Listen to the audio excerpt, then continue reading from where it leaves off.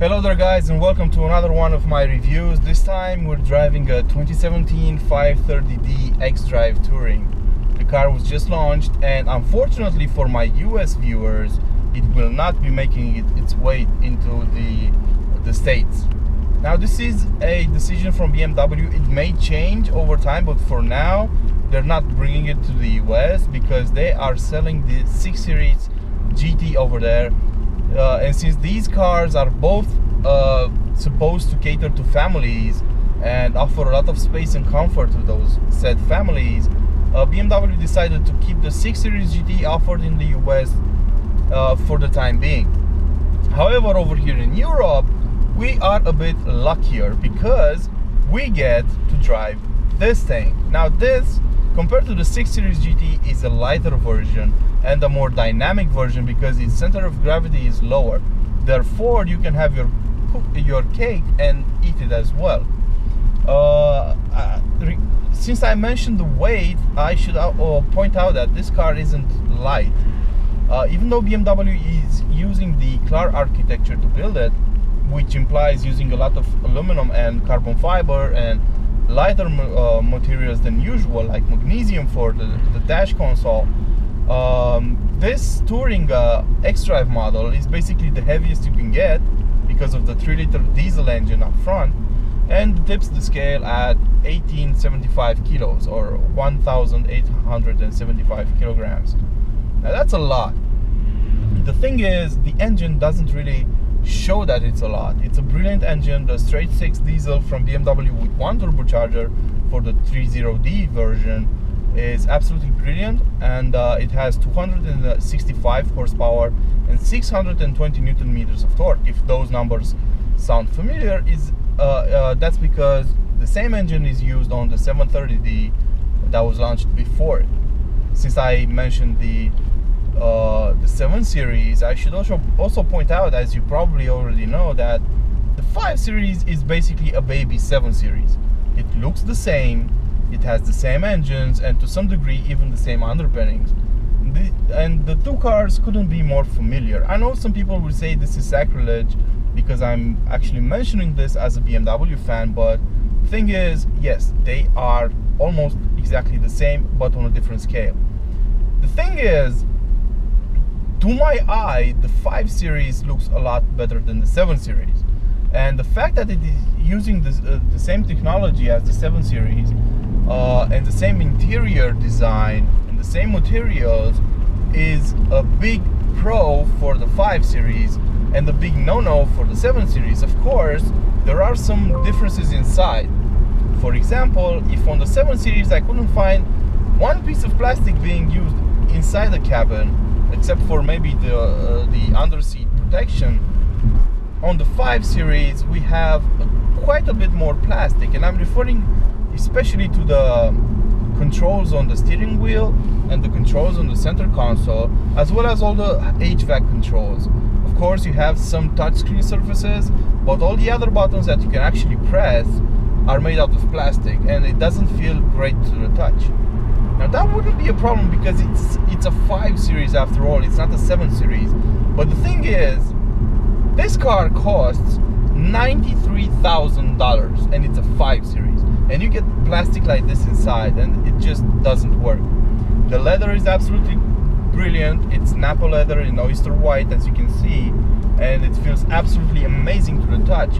But all these small plastic surfaces feel like they're still coming from the 2000s, from the E46 models, and this doesn't do it justice.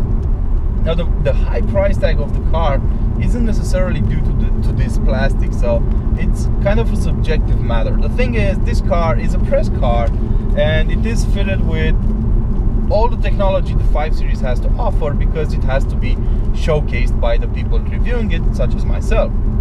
It has gesture control, it has adaptive cruise control, it has traffic jam assistant, adaptive lights, interior lighting, and so on and so forth.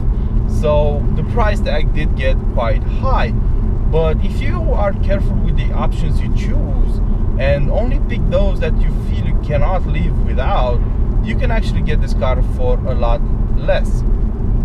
What I would definitely recommend is the adaptive driving system, the adaptive dampers, because the air suspension on the rear axle works wonders. This car is extremely light on its feet. It feels great in sport mode if you have the adaptive dampers. It feels great in comfort mode because you are actually feeling like you're flowing. It is nearly as comfortable as a 7 Series, but without having to pay all that premium.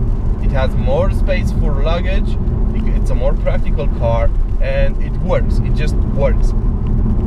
Another thing I would totally recommend is the traffic jam assistant. Of course, that's up to you, but I would recommend it because it is really helpful on the highway. You can just set a certain speed up to 200 kilometers an hour, and if you activate the lane assistant, it will keep your car in lane. Of course, you have to touch the steering wheel every once in a while, but that's just because we're not just there yet with our autonomous cars. But it does work great on highways. It doesn't work all that great on other secondary roads. As long as you have the lanes clearly stripped down, it will work. It reads the road markings, but it doesn't really like tight corners. And a thing that I noticed that bothers me is that if the system stops seeing the road markings, it will deactivate itself, but it will not warn you, and you can be taken by surprise. Other than that, this is the engine I would choose for the 5 Series, hands down. It is very economical. It has obscene amounts of torque from down low, and it is quite fast off the line.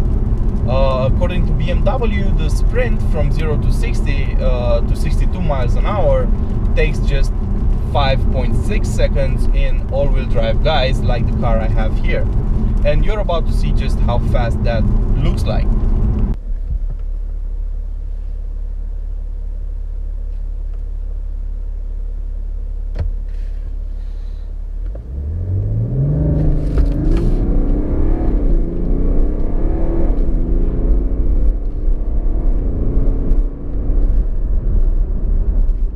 So it's pretty fast, right? Well, the thing is, I wouldn't recommend getting xDrive on a car like this. It adds weight to it, and that weight will be a fuel consumption penalizer once you get going. So you don't really need it, not even in the winter, and you're not going to launch this car all the time so that you could say that the added traction is needed. So I would go with rear-wheel drive, even though it's 0.2 seconds slower. Who cares? This is a family car that's supposed to help you conquer highways all over the world in comfort, and it does that without xDrive, no problem whatsoever. As far as the winter months go, yeah, you could get some snow, but if you get a good set of winter tires, you won't have an issue even with rear-wheel drive. I can guarantee you that, as long as you know how to drive. That's implied. So what is my overall feel and what is my overall conclusion about this car? I absolutely love it. It's a baby 7 Series with considerably lower price tag and more practicality, and it's all a family could ever need. You have plenty of space in the boot, about 1700 liters if I'm not mistaken, and you can fit a lot of stuff in there. It has been properly configured so that you have a lot of loading room. The boot floor is straight, so you can load stuff in it without hitting a bump, and it is extremely practical. The fuel consumption is absolutely brilliant for a 3-liter. I saw with an average speed of 75 miles an hour, my fuel consumption was about 7.2 liters per 100 kilometers, which is absolutely brilliant for a car of this weight and this size. If I would have done about 65 miles an hour, the fuel consumption would have gone into the 60s, and that's even better. Around town, you'll get about 10 liters per 100 kilometers, which is absolutely okay. I mean, you can't expect it to go any lower considering its size. And I wouldn't recommend going for a 2-liter either, because even though new engines have 190 horsepower, this is a heavy car, and that engine will work overtime to keep up with its weight, and you will not get the fuel consumption figures you're hoping for. That said, I would recommend this car depending on the configuration and depending on how much you're willing to spend on it. If you can keep it around 70,000, I think that's a good deal, and you get a lot of technology with it, and it is absolutely amazing. This has been my review of the 530D xDrive Touring. I hope you guys liked it. Don't forget to like, share, and subscribe. See you next time.